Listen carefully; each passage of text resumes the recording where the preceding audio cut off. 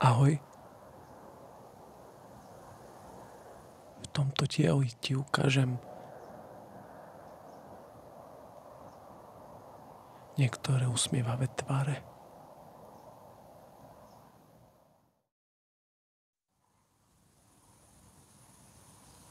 Prvá usmievavá tvár je kostrbato usmievavá.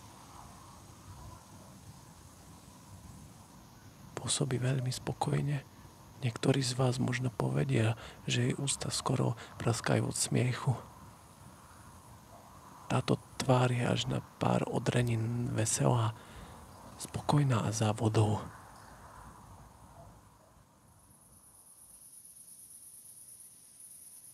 Druhá usmievavá tvár,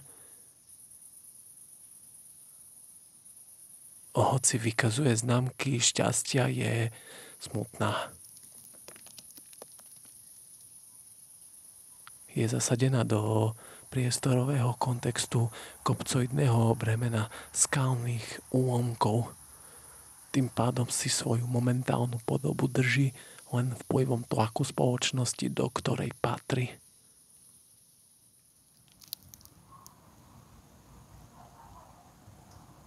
Tretia usmievavá tvár je falošne vykreslená a teda taký je aj jej úsmev. Je jasne nafingovaný ľudským ukazovákom, vrytý do mäkkého, šikovne tekutého piesku. Oproti prvému typu je tvár neúprimná, oproti druhému typu, s ktorým zdieľa črtu pretvárky, je toto tvár so zlými úmyslami.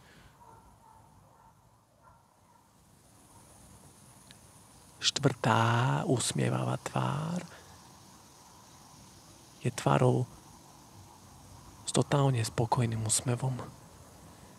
Je tvárou všetkých spokojných úsmevov. Svoju identitu má zadefinovanú do tváru trojuholníka, ale ako každému, tak aj jej to nejakú dobu trvalo. Je stelesnením vnútornej pohody a trvalej mentálnej vyrovnanosti. Osobnostne trochu pripomína prvú tvár, táto je však striedmejšia a pokornejšia. Zároveň je najstaršou zo všetkých. Piatá usmievavá tvár je mladá tvár. Je tvárou celkom prirodzeného osobnostného sebarozvoja, a to hlavne v období medzi koncom detstva a začiatkom dospelosti.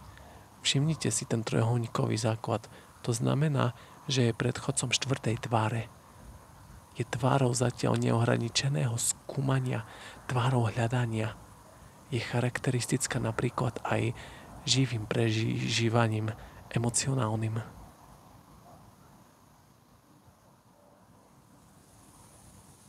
Posledná usmievavá tvár je tvár zjavená.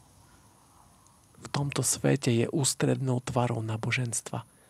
Je vierou alebo bohom všetkých predošlých tvári, mytologickým konštruktom vymodlenej abstraktnej opory všetkých zúčastnených usmievavých tvári. Táto tvár má univerzálnu podobu pre všetkých zúčastnených.